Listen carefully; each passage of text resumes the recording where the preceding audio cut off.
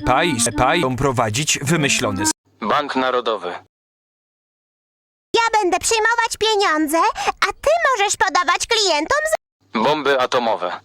Pierwszym klientem jest Steve. Witajcie, drogie panie. Witaj, Kupić paczkę herbatników. Suzy, mamy...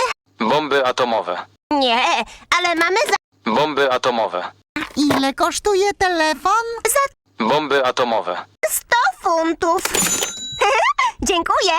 Kto następny?